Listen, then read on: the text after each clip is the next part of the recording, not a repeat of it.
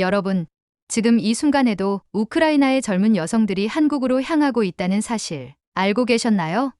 특히 남편을 전쟁으로 잃은 젊은 과부들, 즉 전쟁 미망인들이 목숨 걸고 국경을 넘어서라도 한국 땅을 밟고 싶어하는 이유는 단순히 안전 때문만이 아닙니다. 오늘은 우크라이나 젊은 과부들이 왜 한국을 선택하는지 그 충격적인 이유를 알려드리겠습니다. 구독과 좋아요는 영상 제작에 큰 힘이 됩니다. 안녕하세요. 오늘 소개해드릴 이야기는 전쟁의 포화 속에서 모든 것을 잃고도 다시 살아가기 위해 한국을 택한 여성들의 선택에 관한 것입니다. 이는 단순한 난민 이야기가 아닙니다. 절망의 끝에서 만난 희망, 그리고 그 희망이 어떻게 현실이 되었는지에 대한 진실한 기록입니다. 2022년 2월 24일 새벽, 러시아의 침공으로 시작된 우크라이나 전쟁은 전 세계를 충격에 빠뜨렸습니다. 처음에는 몇 주면 끝날 거라 믿는 이들도 있었지만 전쟁은 몇 개월을 넘어 수년째 계속되고 있습니다. 그 속에서 가장 먼저 희생된 것은 바로 평범한 삶이었습니다. 키예프의 한 아파트에 살던 올가 가명,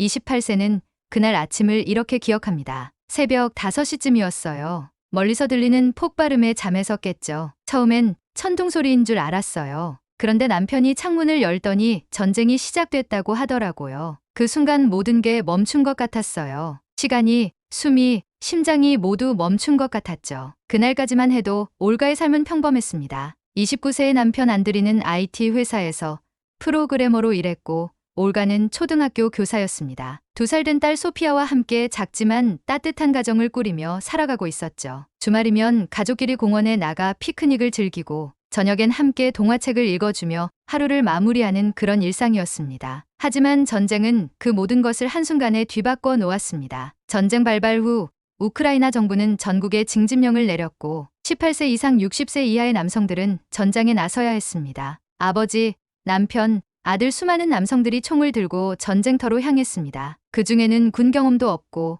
총도 한 번 만져본 적 없는 평범한 회사원, 교사, 대학생들도 있었습니다. 안드리 역시 그중 한 명이었습니다. 남편이 징집 통지서를 받았을 때 저는 현실을 받아들일 수 없었어요. 그 사람은 평생 싸워본 적도 없고 폭력을 싫어하는 사람이었거든요. 컴퓨터 앞에 앉아서 코딩하는 게 전부였던 사람이 총을 들고 전쟁터에 간다는 게 믿을 수 없었어요. 올가는 그날 밤을 잊을 수 없다고 합니다. 안드리는 딸을 한참 동안 안고 있었고 올가의 손을 붙잡고 계속해서 미안하다, 꼭 돌아올게 라고 속삭였다고 합니다. 그 사람이 떠나던 날 소피아가 아빠 어디 가? 라고 물었어요. 저는 뭐라고 대답해야 할지 몰랐죠. 아빠가 나쁜 사람들을 물리치러 간다고 했더니 소피아가 아빠 슈퍼맨이야? 라고 하더라고요. 그때 저는 정말 무너졌어요. 안드리가 떠난 후 올가의 삶은 기다림의 연속이었습니다. 매일 휴대폰을 붙잡고 남편의 연락을 기다렸고 뉴스에서 전사자 명단이 발표될 때마다 가슴이 멎는 것 같았습니다. 처음 몇 주 동안은 남편이 자주 연락했어요. 괜찮다,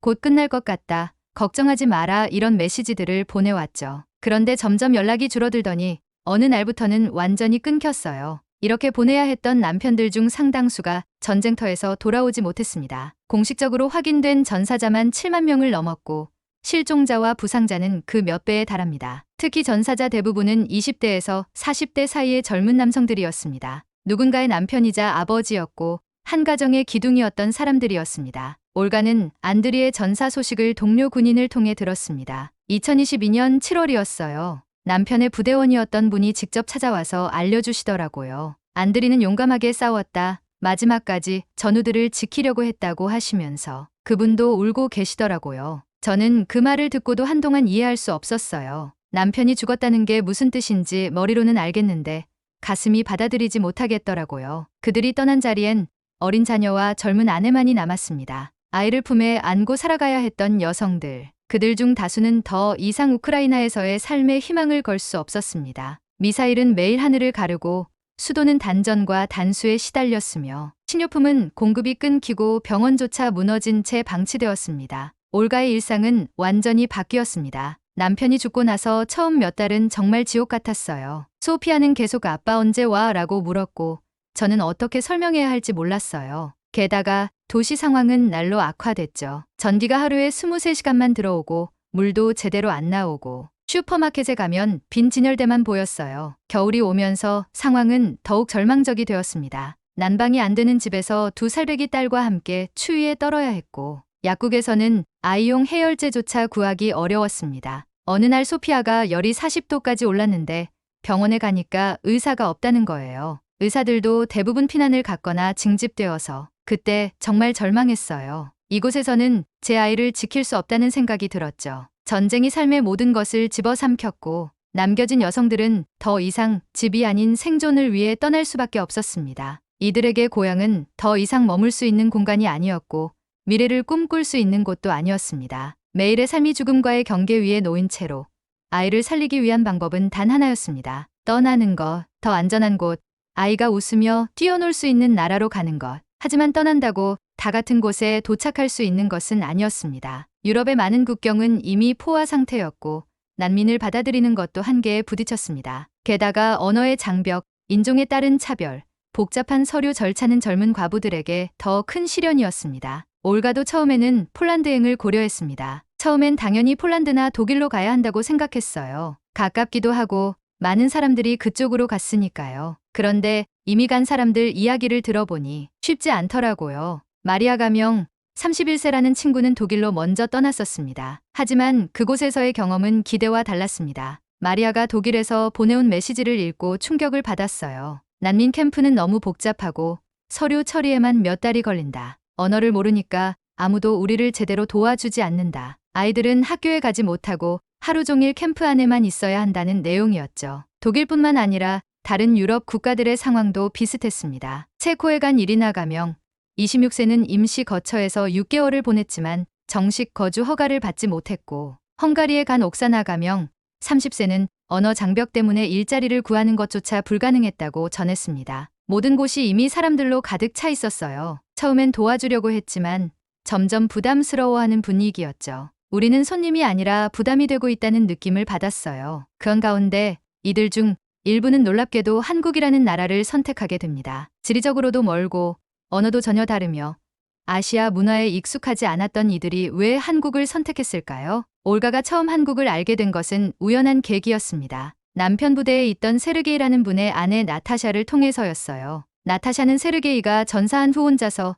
4살, 6살 아들 둘을 키워야 했는데 어느 날 저에게 한국에 가볼 생각 없어? 라고 물어보더라고요. 나타샤는 인터넷에서 우연히 한국의 우크라이나 난민 지원 프로그램에 대한 정보를 봤다고 했습니다. 특히 고려인 후손들에 대한 특별 지원 정책을 알게 되면서 관심을 갖게 되었다고 합니다. 나타샤가 우리 할아버지가 한국계라고 하시던데 혹시 우리도 해당될까? 라고 하더라고요. 처음엔 말도 안 된다고 생각했죠. 한국은 너무 멀고 완전히 다른 문화의 나라잖아요. 하지만 절망적인 현실 앞에서 이들은 모든 가능성을 찾아보기 시작했습니다. 그리고 조사하면 할수록 한국이라는 선택지가 현실적으로 가능해 보였습니다. 여러분은 혹시 고려인이라는 말을 들어보신 적 있으신가요? 고려인은 조선 말기부터 일제강점기, 그리고 스탈린 시대를 거치며 구소련 지역으로 강제 이주하거나 생계를 위해 떠났던 한인 이민자들의 후손을 뜻합니다. 특히 1937년 당시 스탈린 정권은 연해주 지역의 한인 약 17만 명을 중앙아시아로 강제 이주시켰습니다. 이들은 카자흐스탄, 우즈베키스탄, 그리고 후에는 우크라이나로 퍼져나가며 삶의 터전을 이어갔습니다. 시간이 흘러 3세, 4세에 이르기까지 이들은 현지인처럼 살아가게 되었지만 그들의 혈통과 성싱, 언어 속 어딘가에는 한국인의 흔적이 남아 있었습니다. 그리고 바로 그 조상의 피가 지금 이 전쟁 속에서 다시 깨어나게 된 것입니다. 올가는 자신의 가족사를 다시 조사하기 시작했습니다. 어릴 때 할머니가 우리는 원래 조선에서 왔다고 하시던 말이 기억났어요. 그때는 그냥 옛날 이야기인 줄 알았는데 할머니의 출생증명서를 찾아보니 정말 박이라는 성씨가 적혀 있더라고요. 올가의 증조할아버지 박이반 러시아식 이름은 1920년대 일제강점기를 피해 연해주로 이주한 조선인이었습니다. 그 후 스탈린의 강제 이주 정책으로 카자흐스탄으로 옮겨졌고 올가의 할아버지 때 우크라이나로 정착하게 된 것이었습니다. 4대에 걸쳐 우크라이나에서 살았으니까 저는 완전히 우크라이나 사람이라고 생각했어요. 그런데 출생증명서와 가족 문서들을 찾아보니 한국과의 연결고리가 확실히 있더라고요. 2022년 전쟁이 우크라이나를 뒤덮으면서 고려인 후손들 역시 똑같이 고통받았습니다. 그들 역시 집을 잃고 가족을 잃고 어디로 가야 할지 모르는 혼돈 속에 있었습니다. 하지만 그때 어떤 이는 자신의 출생증명서에서 한이라는 성씨를 보았고 어떤 이는 어릴 적 할머니가 들려주던 우리는 원래 한국에서 왔다는 말을 떠올렸습니다. 그리고 그 기억은 삶의 마지막 희망이 되었습니다. 나타샤의 경우도 비슷했습니다. 저희 할아버지 성이 한이었어요. 어릴 때는 그냥 러시아 이름인 줄 알았는데 알고 보니 한국의 한한이었던 거죠. 할아버지는 항상 우리는 다른 사람들과 다르다고 하셨는데 그때는 무슨 뜻인지 몰랐어요. 이들은 조상의 나라를 향해 움직이기 시작했습니다. 한국 정부는 이들에게 고려인이라는 정체성을 인정하며 비자 면제 또는 완화 조치, 그리고 단기 체류가 가능하도록 특별 프로그램을 운영하고 있습니다. 특히 전쟁 발발 직후에는 인도적 보호를 위한 특별 입국, 허가제도를 통해 고려인 후손들이 우선적으로 입국할 수 있는 통로가 열렸습니다. 하지만 고려인 후손임을 증명하는 것은 쉽지 않았습니다. 4대에 걸친 이주와 전쟁으로 많은 문서들이 소실되었고 남아있는 기록들도 여러 언어로 작성되어 있어 번역이 필요했습니다. 할머니의 출생증명서는 러시아어로 되어 있었고 증조할아버지 문서는 일부가 찢어져 있었어요. 한국 영사관에서 요구하는 서류를 맞추는 게 정말 어려웠죠. 올가는 키예프의 한국 영사관에 여러 번 방문해야 했습니다. 전쟁 중이라 영사관 업무도 제한적이었고 서류 심사에는 평소보다 더 많은 시간이 걸렸습니다. 영사관 직원분이 정말 친절하게 도와주셨어요. 증명이 어려우시겠지만 최대한 도와드리겠습니다라고 하시면서 여러 가지 방법을 알려주시더라고요. DNA 검사나 증언서 같은 것들도 고려해 주신다고 했죠. 나타샤의 경우는 조금 더 수월했습니다. 할아버지가 한국전쟁 당시 소련에서 한국을 지원했다는 기록이 남아 있었고 이것이 고려인 후손임을 증명하는 중요한 자료가 되었습니다. 그 길은 결코 짧지 않았습니다. 수천 킬로미터를 넘는 여정, 어렵고 복잡한 서류 준비, 국경을 넘기 위한 수많은 검문소와 기다림. 그럼에도 이들이 포기하지 않았던 건 바로 한국이라는 나라가 자신들을 남이 아니라 우리 가족처럼 대해주었기 때문입니다. 어떤 여성은 이렇게 말했습니다. 전 한국어 한마디도 몰랐어요. 그런데 비자 발급 창구에서 담당자가 제 서류를 보더니 말했어요. 아, 고려인이시군요. 조상의 고향에 잘 오셨어요. 그 말을 듣는 순간 저는 눈물이 났습니다. 어릴 적 단 한 번도 제가 한국인이라고 생각해 본 적 없는데 그 순간 내가 돌아왔구나 싶었어요. 인천국제공항에 도착한 올가의 첫 경험도 비슷했습니다. 공항에서 입국 심사를 받을 때 담당 공무원이 제 서류를 보시더니 한국어로 뭔가 말씀하시는 거예요. 물론 못 알아들었지만 표정이 정말 따뜻하셨어요. 나중에 통역사를 통해 알아보니 고생 많으셨습니다. 이제 안전합니다라고 하신 거더라고요. 고려인의 후손이라는 이름 하나로 이들은 한국에서 주거 지원, 취업 연결, 자녀 교육 혜택 등을 받을 수 있게 되었습니다. 완벽한 시스템은 아니지만 최소한 당신은 이방인이 아닙니다라는 따뜻한 마음이 그들에게 전달되었습니다. 그렇게 피해 유대는 단순한 역사 속 기록이 아니라 절망 속에서 살아남기 위한 발판이 되었습니다. 우크라이나 전쟁이 이들에게 다시금 고려인이라는 뿌리를 깨닫게 했고 한국은 그 뿌리를 다시 품어주었습니다. 이제 그들은 말합니다. 우리는 돌아온 것이 아니라 돌아갈 곳을 처음 알게 된 것 같아요. 그리고 그 귀환은 피를 따라 흐르는 운명의 귀향이었는지도 모릅니다. 전쟁으로 모든 것을 잃고 고향을 떠나는 사람들에게 가장 절실한 것은 무엇일까요? 화려한 도시도 큰 집도 아닙니다. 그저 인간답게 살 수 있는 곳, 아이를 굶기지 않아도 되는 나라, 밤에 무사히 잠들 수 있는 동네, 아플 때 치료받을 수 있는 병원, 그런 기본적인 것들이 지켜지는 삶, 그것이 바로 전쟁 난민들에게 가장 큰 희망입니다. 우크라이나 전쟁이 장기화되면서 수많은 여성과 아이들이 난민이 되어 유럽 각국으로 흩어졌습니다. 독일, 폴란드, 체코, 헝가리 다양한 나라들이 이들을 받아들였지만 그 안에서 또 다른 차별과 외로움을 겪는 경우가 많았습니다. 언어의 벽은 물론 경제적 기반이 없는 난민들은 복잡한 절차 속에서 고립되었고 많은 이들이 살고 있지만 살아가는 게 아닌 삶에 부딪혀야 했습니다. 그런데 그 와중에 한국이라는 나라가 주목받기 시작했습니다. 처음에는 단지 멀리 있는 아시아 국가일 뿐이었습니다. 하지만 한국에 다녀온 사람들의 입소문이 퍼지며 여성들과 아이들에게 새로운 가능성의 나라로 알려지기 시작했습니다. 한국은 생각보다 조용하고 안전했어요. 병원에 가면 바로 진료를 받을 수 있었고 아이는 어린이집에 다닐 수 있었어요. 외국인이라도 일할 수 있는 기회가 주어졌어요. 이러한 이야기는 전쟁 속 여성들에게 너무도 크게 다가왔습니다. 다른 곳에서는 받기 힘들었던 기본적인 권리를 누릴 수 있는 나라라는 사실이 알려진 것입니다. 올가가 한국에서 처음 받은 인상도 비슷했습니다. 인천공항에서 나왔을 때 가장 놀란 건 조용함이었어요. 폭발음도 없고 사이렌 소리도 없고 그냥 평범한 일상의 소음만 있더라고요. 버스 소리, 사람들 웃음소리, 아이들 뛰어노는 소리. 이런 평범한 소리들이 2년 만에 처음 들어보는 거였어요. 한국은 체류 외국인을 위한 복지 시스템이 완벽하다고 말하긴 어렵지만 분명히 말할 수 있는 건 최소한의 인간다운 삶이 가능한 구조를 갖춘 사회라는 점입니다. 무엇보다 치안이 안전합니다. 밤늦게 아이와 함께 거리를 걸어도 두려움을 느끼지 않을 만큼 질서가 잡혀 있습니다. 나타샤는 이 부분에서 가장 큰 안도감을 느꼈다고 합니다. 우크라이나에서는 전쟁 전에도 밤에 혼자 나다니는 게 조금 무서웠어요. 하물며 아이와 함께라면 더욱 그랬죠. 그런데 한국에서는 밤 11시에 편의점에 가도 전혀 무섭지 않아요. 사람들이 질서정연하고 CCTV도 많고 무엇보다 다른 사람들을 해치려는 사람이 거의 없는 것 같아요. 경찰의 대응도 달랐습니다. 언어가 서툰 외국인이어도 진정으로 도우려는 모습을 보였고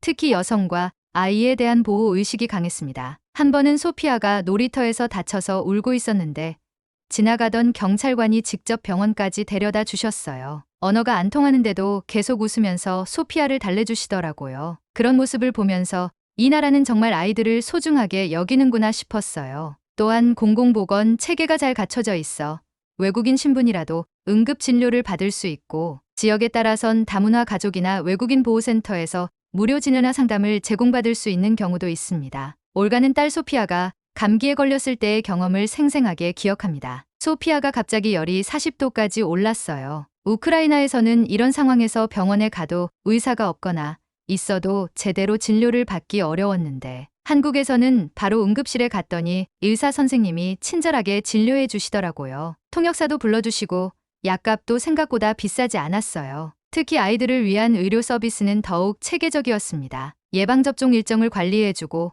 정기 건강검진을 제공하며 필요한 경우 전문의 상담까지 연결해주는 시스템이 갖춰져 있었습니다. 소피아가 한국에 와서 받은 건강검진 결과를 보고 깜짝 놀랐어요. 우크라이나에서는 알 수 없었던 영양결핍이나 발달 상태를 정확하게 파악해서 알려주시더라고요. 그리고 부족한 영양소를 어떻게 보충해야 하는지, 어떤 음식을 먹여야 하는지까지 자세히 설명해 주셨어요. 교육 면에서도 한국은 돋보입니다. 아이들은 공립학교를 통해 무상교육의 기회를 받을 수 있고 특히 다문화 가정을 위한 언어 적응 프로그램, 통번역 지원, 심리상담 등이 점차 확대되고 있습니다. 소피아는 한국에 온 지 3개월 만에 유치원에 입학할 수 있었습니다. 처음에는 언어 때문에 걱정이 많았어요. 소피아가 한국어를 전혀 모르니까 다른 아이들과 어울릴 수 있을까 싶었죠. 그런데 유치원 선생님들이 정말 잘 돌봐주시더라고요. 러시아어 가능한 선생님도 계셨고 소피아가 적응할 수 있도록 특별히 신경 써주셨어요. 무엇보다 놀라웠던 것은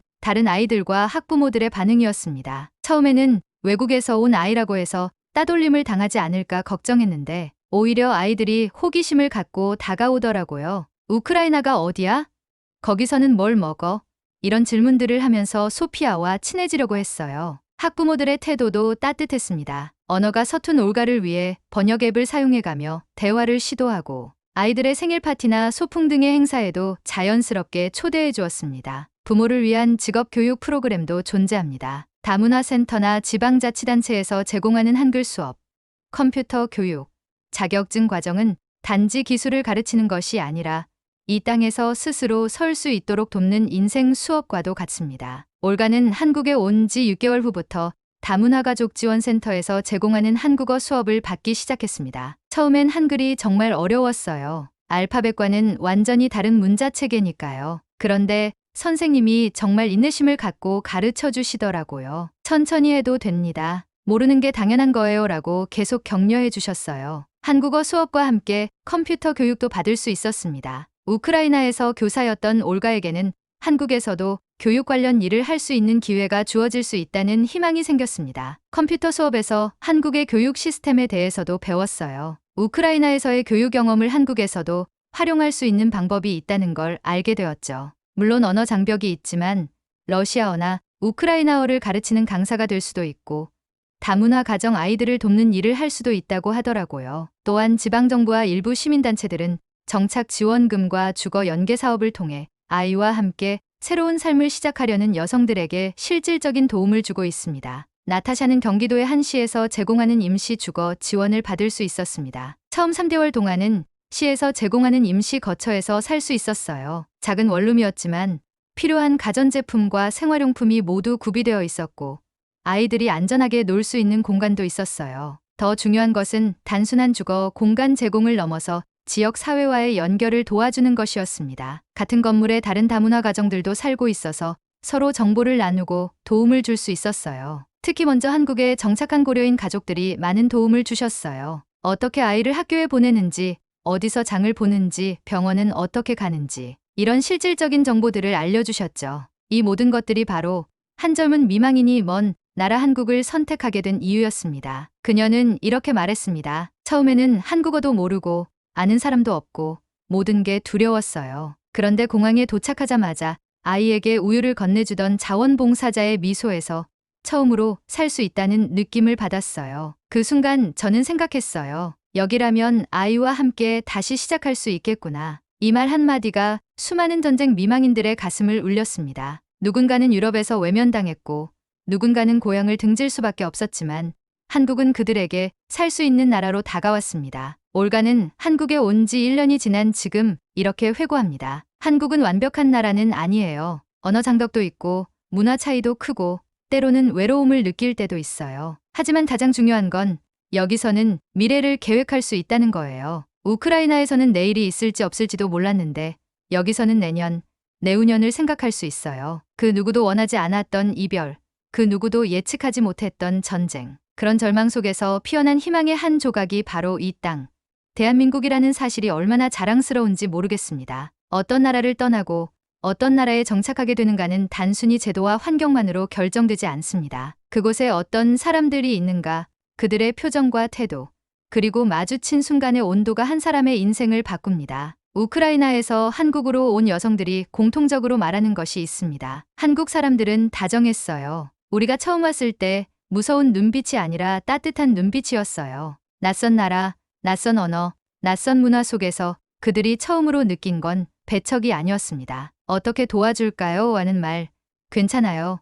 여기선 안전해요. 라는 미소, 그리고 말이 잘 통하지 않아도 끝까지 들어주려는 그 자세였습니다. 전쟁을 피해 한국에 온 한 여성은 인천공항에서의 첫 경험을 이렇게 전했습니다. 비행기에서 내리자마자 모든 게 낯설었어요. 공기가 다르고 간판도 읽을 수 없고 사람들도 모두 빠르게 움직였죠. 그런데 제 손을 붙잡고 어디에서 오셨어요? 라고 물으며 가방을 들어주신 할머니가 계셨어요. 아무 말도 통하지 않았는데 그 따뜻한 손에서 제가 울음을 터뜨렸어요. 이처럼 한국 사회 곳곳에서 자원봉사자, 고려인 단체, 시민들은 국적을 떠나 먼저 손을 내밀었습니다. 인천공항에서 만난 자원봉사자 김영희 가명, 55세 씨는 매주 주말마다 공항에 나와 우크라이나 난민들을 돕고 있었습니다. 처음에는 어떻게 도와야 할지 몰랐어요. 언어도 안 통하고 그분들이 무엇을 필요로 하는지도 몰랐죠. 그런데 그냥 따뜻하게 미소 지으며 다가가니까 그것만으로도 안심하시는 모습을 보았어요. 김영희 씨는 번역 앱을 활용해 기본적인 의사소통을 하고 교통편을 알려주고 긴급히 필요한 생필품을 제공하는 일을 했습니다. 한 번은 갓난아기를 안고 온 젊은 엄마가 있었는데 기저귀가 떨어졌다고 하더라고요. 급하게 편의점에 가서 기저귀와 분유를 사다 드렸는데 그 엄마가 제 손을 붙잡고 계속 감사하다고 하시는 거예요. 그때 저도 눈물이 났어요. 특히 여성들과 아이들을 향한 배려는 더욱 각별했습니다. 다문화가정지원센터에서는 외국인 여성들이 한국 사회에 적응할 수 있도록 무료 한국어 수업, 생활정보 안내, 심리상담까지 진행해 주었고 일부 병원에서는 통역을 지원하거나 긴급한 상황일 경우 치료비를 감면해 주기도 했습니다. 분당의 한소아과 의사 박민수 가명, 42세 원장은 우크라이나에서 온 아이들을 위해 특별한 배려를 했습니다. 전쟁의 트라우마를 겪은 아이들이라 일반적인 진료와는 다른 접근이 필요했어요. 큰 소리를 내거나 갑작스럽게 움직이면 깜짝 놀라며 우는 아이들이 많았거든요. 박 원장은 러시아어가 가능한 간호사를 따로 채용하고 진료실 환경도 아이들이 편안함을 느낄 수 있도록 바꿨습니다. 아이들이 좋아할 만한 스티커도 준비하고 진료 후에는 작은 선물도 주었어요. 언어는 안 통해도 아이들의 미소만큼은 전 세계 공통이더라고요. 무엇보다 중요한 건 한국인들의 기본적인 태도였습니다. 말을 더듬는 외국인을 무시하거나 밀어내지 않고 괜찮아요. 천천히 말씀하세요. 라며 기다려주는 마음. 그건 제도나 정책이 주는 안정감과는 또 다른 사람만이 줄 수 있는 정서적인 지지였습니다. 소피아가 다니는 유치원의 이미 영가명 38세 원장은 우크라이나 아이들의 적응을 위해 많은 노력을 기울였습니다. 처음에는 언어 문제가 가장 큰 장벽이었어요. 아이가 화장실에 가고 싶어도 표현을 못하고 배가 고파도 말을 못하니까 답답해하더라고요. 이 원장은 기본적인 한국어 단어들을 그림카드로 만들어 아이들이 쉽게 의사표현을 할 수 있도록 도왔습니다. 또한 다른 아이들에게도 우크라이나에 대해 설명하며 자연스럽게 어울릴 수 있는 환경을 만들었습니다. 소피아의 나라는 지금 아프다고 아이들에게 설명했어요. 그랬더니 아이들이 소피아를 더 따뜻하게 대해주더라고요. 아픈 건 낫는다며 소피아 손을 잡아주고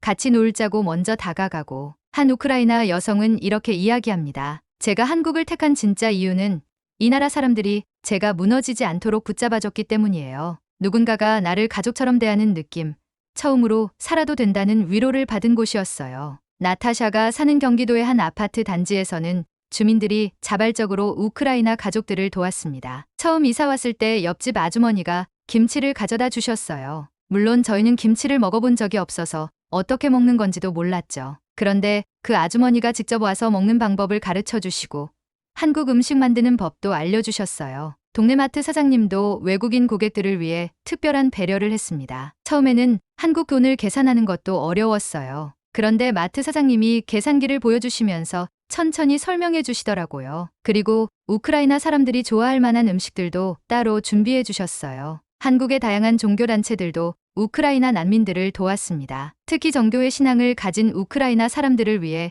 한국 정교회에서는 특별한 프로그램을 마련했습니다. 올가는 서울의 한 정교회에서 큰 위안을 받았다고 합니다. 한국에 와서 가장 그리웠던 게 예배였어요. 우크라이나에서는 매주 교회에 갔었는데 여기서는 어떻게 해야 할지 몰랐죠. 그런데 한국 정교회에서 러시아어 예배를 해주신다는 걸 알게 되었어요. 교회에서는 단순한 예배뿐만 아니라 생활 적응을 위한 다양한 도움도 제공했습니다. 신부님이 직접 아파트를 구하는 걸 도와주시고 교인분들도 생활용품을 가져다 주시고 정말 가족 같은 느낌이었어요. 특히 같은 신앙을 가진 사람들과 함께 기도할 수 있다는 것만으로도 큰 힘이 되었어요. 사람은 혼자 살아갈 수 없습니다. 제도가 아무리 잘 갖춰져 있어도 그 안에서 마음 붙일 사람이 없다면 버티기 어렵습니다. 한국은 그 점에서 달랐습니다. 멀리 전쟁터를 피해온 이방인에게 당신은 혼자가 아니에요. 이 한마디를 행동으로 보여준 나라였습니다. 올가의 딸 소피아가 다니는 유치원에서는 생일 파티에 초대받았습니다. 처음에는 우리가 가도 될까 싶었어요. 언어도 안 통하고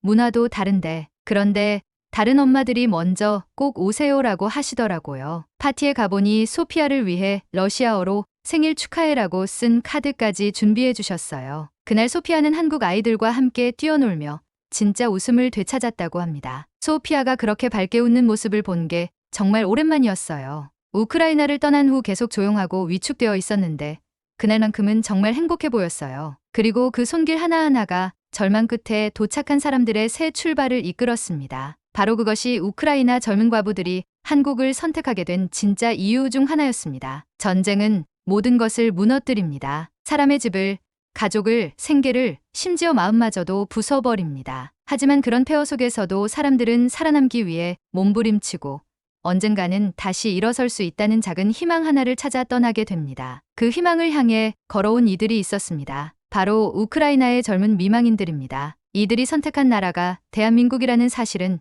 단지 안전하기 때문만은 아니었습니다. 한국은 전쟁을 겪고도 다시 일어선 나라였습니다. 폐허 속에서 불과 수십 년 만에 세계적인 경제국가로 성장했고 무너진 사회를 다시 세우고 세계에서 가장 안전하고 깨끗한 도시를 만든 나라. 이런 한국의 모습은 전쟁으로 절망에 빠진 사람들에게 실제 가능성의 상징으로 보였습니다. 저는 한국이 이렇게 잘 사는 나라였는지도 몰랐어요. 그런데 한국 사람들이 직접 만든 이야기더라고요. 어려운 시절을 견뎌내고 포기하지 않고 서로 도와서 일어났다는 말이 저를 울렸습니다. 이 말을 남긴 올가는 남편을 전쟁에서 잃고 아이와 함께 홀로 국경을 넘었습니다. 그리고 먼 길을 돌아 한국에 도착했습니다. 한국에 온 후 올가가 가장 인상 깊었던 것은 한강의 기적에 대한 이야기였습니다. 다문화센터에서 한국사 수업을 들었는데 1950년대 한국의 모습이 우크라이나와 비슷했다는 걸 알고 깜짝 놀랐어요. 전쟁으로 모든 게 무너졌는데 그 상황에서 어떻게 이렇게 발전할 수 있었는지. 강사는 한국의 발전 과정에서 가장 중요했던 것은 교육에 대한 열정과 서로 돕는 공동체 정신이었다고 설명했습니다. 한국 사람들은 아무리 어려워도 교육만은 포기하지 않았대요. 그리고 혼자가 아니라 함께 일어섰다고 하더라고요. 그 말을 들으면서 나도 할 수 있겠구나 싶었어요. 올가는 한국의 역사를 배우면서 자신의 상황과 많은 공통점을 발견했습니다. 전쟁의 상처, 가족을 잃은 슬픔, 경제적 어려움. 하지만 한국 사람들이 그 모든 것을 극복하고 일어섰다는 사실이 큰 용기가 되었습니다. 그녀는 한국의 작은 도시에서 식당 아르바이트를 시작했습니다. 손님이 많을 땐 허리를 펼 새도 없고 언어가 서툴러 혼나는 일도 있었지만 퇴근 후 집에 돌아오면 늘 아이가 말했습니다. 엄마 오늘도 잘했어요. 우리 여기서 오래 살자. 그 말에 그녀는 눈물을 참지 못했습니다. 이곳에서 우리는 다시 살아가고 있어요. 이전에는 하루하루가 공포였고 어둠이었는데 이제는 조금씩 미래를 상상하게 됩니다. 식당 사장님도 올가의 사정을 알고 많은 배려를 해주었습니다. 처음에는 주문을 받는 것도 어려웠어요. 한국어가 서투르니까 손님들이 답답해하시기도 했고요. 그런데 사장님이 천천히 배우면 된다. 급할 것 없다고 하시면서 포기하지 말라고 격려해 주셨어요. 몇 달이 지나자 올가의 한국어 실력도 늘고 단골 손님들도 생겼습니다. 단골 할머니 한 분이 계신데 항상 고생 많다고 하시면서 소피아 선물도 사다 주세요. 어느 날은 한국 사람 다 됐다고 하시면서 웃으시더라고요. 그때 정말 기뻤어요. 한국은 전쟁을 피해온 이들에게 단순히 피신처가 아니라 새로운 출발선이었습니다. 그들은 말합니다. 한국에서는 계획을 세울 수 있었습니다. 내년엔 한글을 더 배우고 아이를 유치원에 보내고 일을 더 열심히 해서 우리만의 집을 마련하자. 이처럼 내일을 꿈꿀 수 있다는 건 절망 속에서 가장 간절한 희망입니다. 나타샤는 한국에서 새로운 꿈을 갖게 되었습니다. 우크라이나에서는 간호사였는데 한국에서도 의료 분야에서 일하고 싶어요.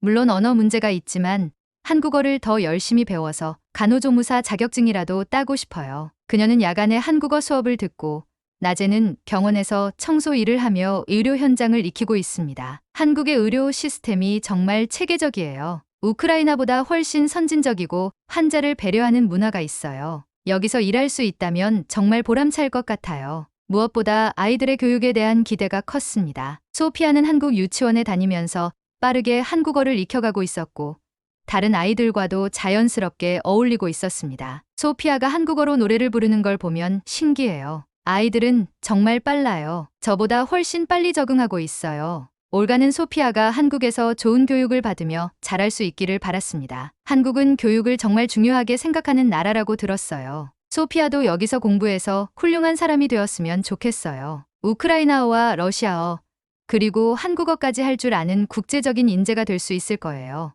또한 한국은 단순히 외국인을 수용하는 데 그치지 않고 그들이 스스로 자립할 수 있도록 기반을 마련해 주었습니다. 물론 어려움도 있었고 시스템이 완벽하진 않았지만 도움을 주려는 사람들, 정보를 알려주는 단체, 그리고 함께 나아가려는 또 다른 이민자들까지 이 작은 공동체들이 서로를 일으켜 세우며 또 하나의 한국 사회를 만들어가고 있었습니다. 올가가 사는 아파트 단지에서는 매월 다문화 가정 모임이 열립니다. 처음에는 부담스러웠어요. 한국어도 서툴고 한국 문화도 잘 모르는데 무슨 이야기를 나눌 수 있을까 싶었죠. 그런데 가보니 비슷한 처지의 사람들이 많더라고요. 모임에서는 생활 정보를 나누고 아이들 교육에 대해 상담하며 때로는 각국의 음식을 만들어 함께 나누기도 했습니다. 필리핀에서 온 엄마가 한국 학교 시스템에 대해 자세히 알려주었고 베트남에서 온 분은 한국어 공부 방법을 가르쳐 주셨어요. 모두들 먼저 겪은 경험을 나누면서 서로 도와주더라고요. 나타샤는 한국에 온 지 1년 반 만에 작은 카페에서 정규직으로 일하게 되었습니다. 처음에는 설거지부터 시작했는데 한국어가 늘면서 점점 더 많은 일을 맡게 되었어요. 지금은 주문받기, 계산, 간단한 음료 제조까지 할 수 있어요. 카페 사장님은 나타샤의 성실함을 높이 평가했습니다. 한국 직원들보다 더 열심히 해요. 그리고 손님들도 나타샤를 좋아해요. 외국인이지만 한국말 열심히 배우려고 하는 모습이 보기 좋다고 하더라고요. 나타샤는 이제 자신만의 꿈을 키우고 있습니다. 몇 년 후에는 작은 식당이라도 차리고 싶어요. 우크라이나 음식과 한국 음식을 함께 파는 퓨전 레스토랑이요. 한국 사람들에게도 우크라이나 문화를 알려주고 싶어요. 한국 생활이 길어지면서 이들은 단순한 외국인이 아니라 한국 사회의 일원이 되어가고 있습니다. 올가는 소피아가 다니는 유치원에서 세계 여러 나라 수업의 게스트로 초청받았습니다. 아이들에게 우크라이나에 대해 소개해달라고 하시더라고요. 처음에는 어떻게 설명해야 할지 막막했는데 우크라이나의 아름다운 문화와 음식, 그리고 평화로웠던 시절의 모습을 이야기했어요. 아이들은 우크라이나의 전통 의상과 음식 사진을 보며 큰 관심을 보였습니다. 한 아이가 전쟁이 끝나면 우크라이나에 놀러 갈 수 있어? 라고 물어보더라고요. 그때 정말 감동했어요. 아이들은 편견 없이 순수하게 받아들이더라고요. 지금 이 순간에도 한국의 어느 도시 골목길에선 작은 손을 잡고 마트에 가는 우크라이나 엄마와 아이가 있을지도 모릅니다. 그들의 미소는 슬픔을 이겨낸 사람만이 지을 수 있는 미소일 겁니다. 그리고 그 미소가 존재할 수 있었던 이유는 한국이라는 나라가 무너진 삶을 다시 세워줄 수 있는 희망의 땅이었기 때문입니다. 올가는 한국에 온 지 2년이 지난 지금 구체적인 미래 계획을 세우고 있습니다. 내년에는 한국어 능력 시험 4급을 따고 싶어요. 그리고 소피아가 초등학교에 입학하면 제대로 된 직장을 구하고 싶어요. 교육 관련 일을 할 수 있다면 좋겠지만 아니어도 괜찮아요. 여기서는 노력하면 기회가 온다는 걸 배웠거든요. 나타샤도 마찬가지입니다. 아들들이 한국에서 자라면서 한국어와 러시아어를 모두 잘하게 되었어요. 이제는 저에게 한국어를 가르쳐 주기도 해요. 아이들이 두 문화를 모두 이해하는 글로벌 인재가 되었으면 좋겠어요. 이것이 바로 우크라이나 젊은 과부들이 수천 킬로미터를 넘어 한국 국경을 두드리는 진짜 이유입니다. 그들은 단지 도망치는 것이 아니라 살기 위해, 그리고 다시 살아가기 위해 희망을 품고 한국으로 향하고 있는 것입니다. 올가는 한국에서의 생활을 이렇게 정리합니다. 한국은 저에게 단순히 피난처가 아니라 새로운 인생을 시작할 수 있는 무대였어요. 여기서 만난 모든 분들께 감사해요. 제가 다시 웃을 수 있게 해주시고 소피아가 꿈을 꿀 수 있게 해주셔서요. 그녀는 언젠가 우크라이나의 평화가 찾아오면 한국에서 배운 것들을 고향에 전하고 싶다고 합니다. 전쟁이 끝나면 우크라이나 재건에 도움이 되고 싶어요. 한국이 어떻게 전쟁의 폐허에서 일어섰는지 그 경험과 지혜를 우크라이나 사람들과 나누고 싶어요.